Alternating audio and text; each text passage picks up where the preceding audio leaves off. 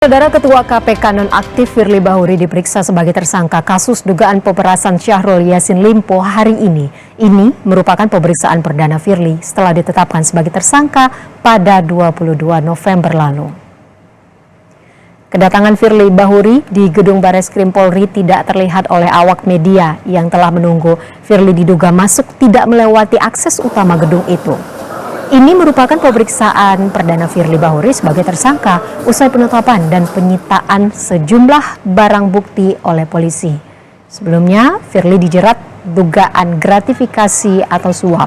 Ketua KPK nonaktif itu diduga melakukan pemerasan terkait penanganan permasalahan hukum di Kementerian Pertanian pada kurun 2020 sampai 2023.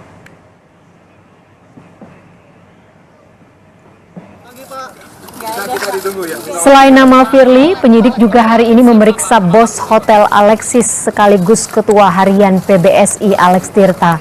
Alex Tirta tiba di gedung Bareskrim jam 9 pagi tadi. Alex Tirta sebelumnya mengaku menyewakan rumah untuk Ketua KPK Firly Bahuri di Jalan Kertanegara senilai 650 juta rupiah per tahun.